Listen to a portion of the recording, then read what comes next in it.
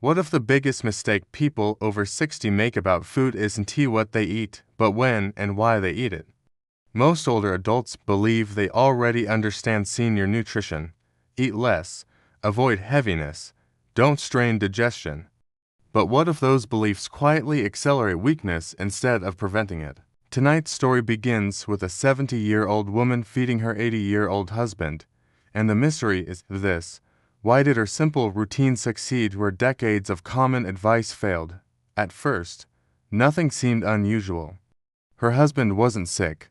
He wasn't hospitalized. He was simply slowing down, the phrase so many people use after 75. His appetite shrank. His energy dipped. Doctors reassured them this was normal. Yet she noticed something unsettling on some days. He moved better, spoke clearer, even slept deeper. On other days, he faded. The pattern felt connected, but the reason stayed hidden. Science has been circling this mystery for years. Aging research after 65 shows that decline is rarely sudden. It's cumulative. Small nutritional gaps compound quietly until one day the effects can no longer be ignored. Researchers like Dr. Luigi Ferrucci from the National Institute on Aging have repeatedly shown that function, not disease, is the first thing to erode. The clues are there long before the diagnosis. Most people don't know what to look for. To understand how this woman feeds her husband today, you have to go back far earlier than age 80. The origins of the issue begin in early adulthood. Like most Americans born in the mid-20th century, they were raised during a time when food advice focused on calories, not muscle or long-term resilience. In their 20s and 30s, being healthy meant staying thin and avoiding fat. Protein was abundant but rarely prioritized. According to long-term data from the Baltimore Longitudinal Study of Aging, muscle mass peaks in early adulthood and begins a slow decline soon after. The cause is biological aging. The effect is invisible until later life demands strength that's no longer there. Changes started quietly in their 40s. Careers peaked. Stress increased. Meals became rushed. Breakfast often disappeared.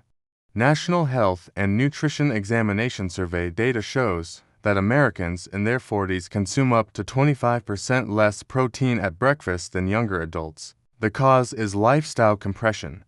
The effect is metabolic adaptation that favors loss, not repair.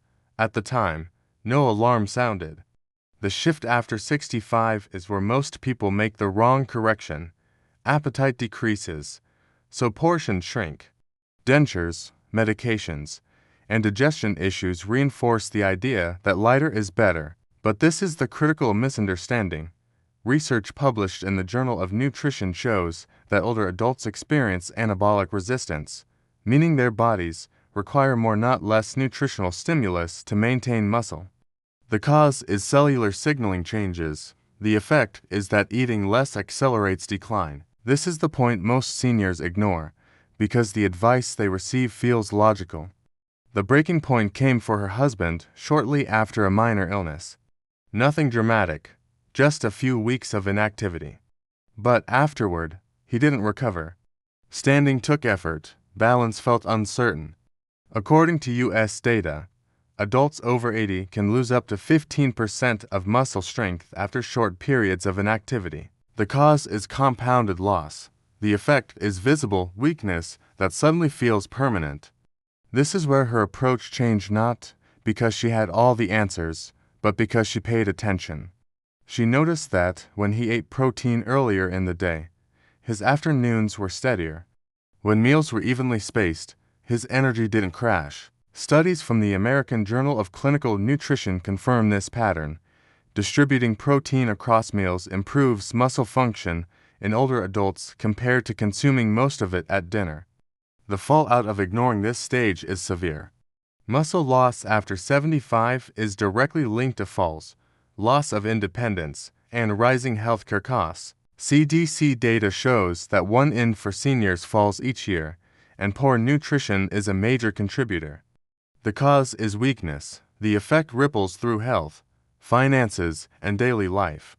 Yet millions of seniors still try failed fixes. They rely on sugary supplements, They cut solid foods entirely. They eat safe beige diets that lack stimulus. These approaches persist because they're gentle, but evidence shows they don't work. The cause is outdated advice. The effect is accelerated frailty. This pattern repeats across millions of households in the United States. Today, over 35% of Americans over 70 do not meet minimum protein needs.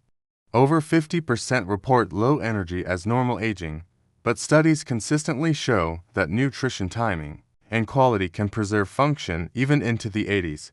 The missing piece isn't willpower, it's information. So, what can people over 60 apply today? First, eat with purpose earlier in the day.